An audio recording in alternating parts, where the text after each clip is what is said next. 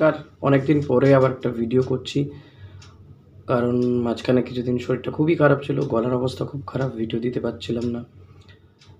তো বৃহস্পতিবার এমন একটি ম্যাচ দেখার পরে কার্যত হতাশ ইস্টবেঙ্গলের পারফরম্যান্স নিয়ে নয়, হতাশ ভারতীয় ফুটবলের যে রেফারিং সমস্যা তা নিয়ে।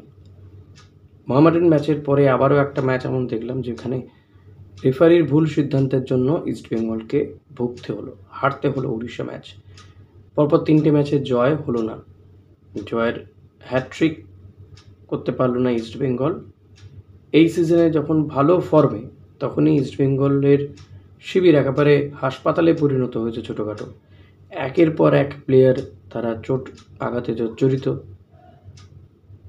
এমন একটা সময়ে এমন একটা টিম তৈরি করে ইস্টবেঙ্গল নেমেছিল ওড়িশার বিরুদ্ধে খেলতে, যারা এই মুহূর্তে এই আইএসএল লিগ টেবিলে 3 নম্বরে পৌঁছে গিয়েছে। তাদের বিরুদ্ধে শক্তিশালী দল নিঃসন্দেহে হুগো বিমসরা। কিন্তু সেই শক্তিশালী দলের বিরুদ্ধে খেলতে নামতে গেলে যে ধরনের টিম দরকার ছিল সেটা ইস্টবেঙ্গলের হাতে যেমন ছিল না, পাশাপাশি যে লড়াইটা ইস্টবেঙ্গল দিচ্ছিল সেই লড়াইটাকে চালিয়ে নিয়ে যাওয়ার মতন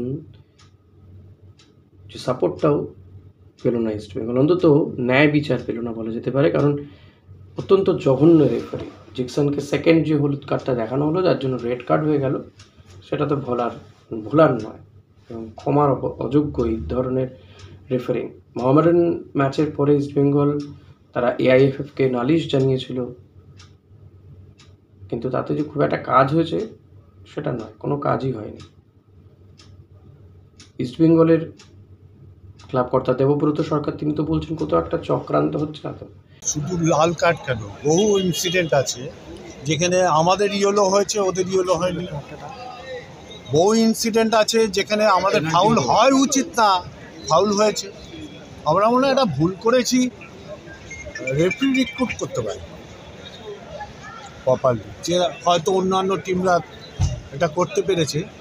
এই জায়গাটা আমাদের ব্যর্থতা আছে।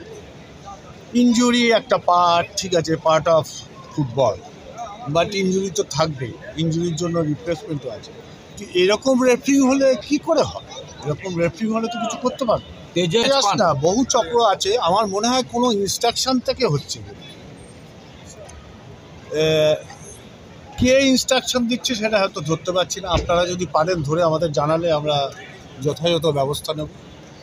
প্রথমে সল ক্রেসপো, আজকের মহেশের চোটটাও খুব গুরুতর হলো। মহেশ বলছি, মাদি তালালের চোটটা, এটা কি একটা চিন্তার বিষয় হয়ে দাঁড়াচ্ছে দলের কাছে? সেটা কোচ ঠিক করবে, নিশ্চয়ই কোচ এর রিপ্লেসমেন্ট ভাববে। বাট যত টিমই খেলুক এরকম রেফারিং হলে কিছু হবে না, এটুকু বলতে হবে। কর্তৃপক্ষকে জানাবেন? কতবার জানাবো, কাগজ তো ফাইল হয়ে গেছে, লাভ তো হচ্ছে না কিছু। এরপরে দেখি রাস্তায় নামতে হয় কিনা। এবং দেখুন যেভাবে জিকসনকে রেড কার্ড দেখানো হলো বা সেকেন্ড ইয়েলো কার্ডটা দেখানো হলো, এটা বল তার পায়ে, তিনি ঘুরতে যাচ্ছেন, হাতটা লেগে গেছে কোনোভাবে, তো সেটাকে হলুদ কার্ড দেখিয়ে দিল। এই সময় তার একটা ওয়ার্নিং দেখানো উচিত ছিল, যদি তার মনে হয় যেটা খেলোয়াড়োচিত ব্যবহার ছিল না তার। জানি না এটা কীভাবে বিশ্বের অন্য কোথাও হলেই হতো কিনা আমার জানা নেই। এবং মাদি তালাল ম্যাচ শুরু হওয়ার কিছুক্ষণের মধ্যেই চোট পেলেন বাইরে। কিছুটা চেষ্টা তিনি করেছিলেন আবারও সুস্থ হওয়ার একটা চেষ্টা করে, তিনি ফিরে এসেছিলেন কিছুটা ট্রিটমেন্ট নিয়ে, কিন্তু সেটা হলো না, তিনি সুস্থ হতে পারলেন না ওই কম সময়ের মধ্যে। এবং যা মনে হচ্ছে তাতে কিন্তু মাদি তালাল এই মরশুম থেকেই আউট। এই মরশুমে তিনি আর খেলবেন কিনা, ইস্টবেঙ্গলের হয়ে খেলার মতন জায়গায় থাকবেন কিনা, সেটা যথেষ্ট সন্দেহর বিষয় রয়েছে। সাউথ ক্রেসপো মনে করা হচ্ছে 2 সপ্তাহ। ইস্টবেঙ্গলের পরবর্তী ম্যাচ রয়েছে 17 তারিখ, মানে আজ থেকে 4 দিন পরে। আর 17 তারিখে ম্যাচে কে বা কারা খেলবেন? জিকসন খেলবেন না পরের ম্যাচে, যদি না এআইএফএফ এর কোনো সিদ্ধান্ত হয়। সাধারণত নিয়ম তো তাই বলে, রেড কার্ড দেখলে একটা ম্যাচ বসতেই হবে। দিয়ামান্তকোস খেলার চান্সেস আছে, তার চোটটা অতটাও গুরুতর বলে মনে হচ্ছে না। হেক্টর রিভেসতে খেলার সম্ভাবনা রয়েছে, ইনফ্যাক্ট হেক্টরকে কালকেও টিমে রাখা হয়েছিল, কিন্তু কালকে নামানো হয়নি। হিজাজি মাহের আনোয়াররা যথেষ্ট ভালোই খেলছিলেন, কিন্তু কোনোভাবে গোলটা কনসিভ হয়ে গেল। ইস্টবেঙ্গল যদিও প্রথম গোল দিয়েছিল 10 জনে ইস্টবেঙ্গল, কিন্তু শেষ পর্যন্ত সেই লড়াইটা চালিয়ে যেতে পারল না। তার কারণ হচ্ছে প্রথম টিমের একাধিক প্লেয়ার অসুস্থ হয়ে মাঠের বাইরে। সেকেন্ড যে টিমটাকে খেলতে নামিয়েছিল তারাও, তার মধ্যে জিকসনের উপর ভরসা রাখা হয়েছিল, সেই জিকসনও রেড কার্ড থেকে বাইরে চলে গেলেন। এরপরে ইস্টবেঙ্গলে মাঝমাঠে কে খেলবেন? মাঝমাঠের প্লেয়ার কোথায়? একা সৌভিক চক্রবর্তীকে দিয়ে কি করে এটা সামলানো যাবে?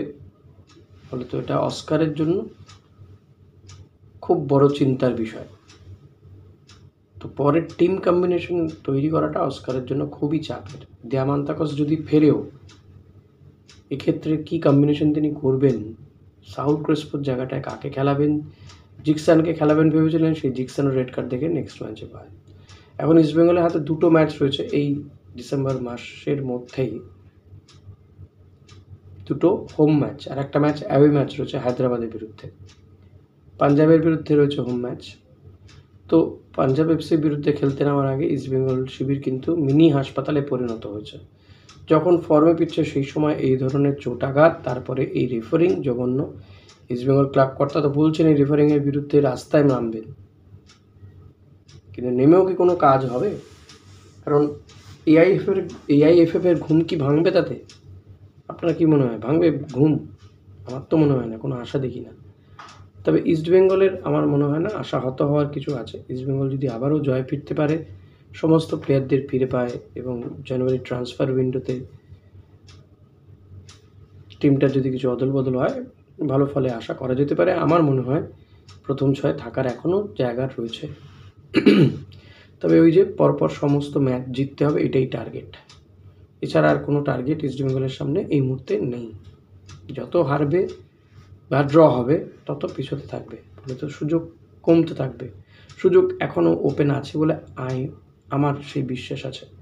আপনাদের আছে তো বিশ্বাস? গলার অবস্থা এখনও খুব একটা ভালো হয়নি, খুব চিৎকার করে বলতেও পারছি না বা খুব একটা জোরে বলতে পারছি না। তো পরবর্তী ম্যাচের টিম কম্বিনেশন সাজাতে কিন্তু, বা টিম কম্বিনেশন কী হবে এটা নিয়ে কিন্তু ইতিমধ্যেই চিন্তা বেড়েছে অস্কারের। যাও তিনি টিমটাকে মনোবল বাড়ালেন, মানসিকভাবে প্রস্তুত করলেন, জেতার অভ্যাস তৈরি করছিলেন, কিন্তু পরপর একাধিক প্লেয়ারের চোটাঘাত টিমটাকে কিন্তু পিছিয়ে দিচ্ছে এই লিগ টেবিল থেকে। এখন অস্কার ব্রুজো তিনি কীভাবে ম্যাজিক দেখাবেন সেটা আই ডোন্ট নো। সেটা তো নিশ্চয়ই তাকে পরিকল্পনা করতে হবে, নতুন করে সব কিছু সাজাতে হবে। কিন্তু একটা আশার বিষয় যে ভারতীয় প্লেয়াররা ভালো খেলছেন। ইস্টবেঙ্গল টিমে যেই ভারতীয় প্লেয়াররা রয়েছে তারা ভালো খেলছেন, আগামী দিনে আরও ভালো খেলবেন এই আশা রাখবো। এবং বিদেশিদের দেখুন, এই ওড়িশা ম্যাচে 2জন বিদেশি নিয়ে খেলেছে সে অর্থে ইস্টবেঙ্গল, ক্লিটন সিলভা আর হিজাজি মাহের। এমন একটা টিমের বিরুদ্ধে খেলছে যারা এই ম্যাচটা জেতার পরেই 3 নম্বরে চলে গেল, যারা এই আইএসএলে টপ স্কোরার এখনও পর্যন্ত। এমন একটা টিমের বিরুদ্ধে খেলতে নেমে ইস্টবেঙ্গল কিন্তু যথেষ্ট ভালো লড়াই করেছে, যেটা অস্কার ব্রুজো তিনিও যথেষ্ট সন্তুষ্ট।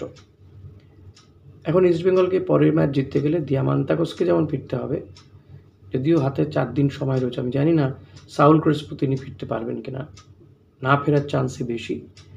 সেক্ষেত্রে সাউল ক্রেসপোর জায়গায় কাকে খেলানো হবে সেটা খুবই চিন্তার বিষয়। সেক্ষেত্রে সেকেন্ড টিমের কোনো প্লেয়ারকে নিয়ে আসা হবে কিনা, বা গতকাল যেমন জিকসন বেরিয়ে যাওয়ার পরে নিশু কুমারকে দিয়ে কিছুটা একটা চেষ্টা করা হচ্ছিল, সৌভিক চক্রবর্তীকে দিয়ে। এক্ষেত্রে ইস্টবেঙ্গল কোচ অন্য কোনো প্লেয়ারকে মাঝমাঠে খেলিয়ে তাকে অভ্যাস করাবেন, নাকি ক্লিটন সিলভাকেই একটু নিচে থেকে অপারেট করাবেন, এটা তো আমার মনে হয় অস্কার নিজে সিদ্ধান্ত নেবেন, বা তিনি কি করে প্ল্যান সাজাবেন। ইনফ্যাক্ট দেখুন, আমরা হয়তো পাড়া ফুটবল খেলেছি, তো এই লেভেলের ফুটবলে একজন কোচ হিসেবে অস্কার ব্রুজো যথেষ্ট সুনাম অর্জন করেছেন। তার কিছু পরিকল্পনা তাকে করতেই হবে, কারণ চোটাঘাত পার্ট অফ দ্য গেম। কিন্তু যেভাবে রেড কার্ড দেখিয়ে দেওয়া হচ্ছে, এটার বিরুদ্ধে তো আমাদের কিছু করার নেই, অভিযোগ জানানো ছাড়া। এখন এটা যদি চলতে থাকে, যদি সত্যি কোনো চক্রান্ত হয়ে থাকে যে ইস্টবেঙ্গলকে হেয় করা বা ছোটো দল হিসেবে দেখা হচ্ছে, যেটা অস্কারও বলছেন, সে কারণেই যে কোনো একটা দাবি উঠলো আর রেড কার্ড সরাসরি বা ইয়েলো কার্ড, রেড কার্ড দেখিয়ে দেওয়া হবে, তাহলে তো আর কিছু বলার নেই। তাহলে লড়াই করে হাঁটতে হবে, সেটাই ভবিতব্য।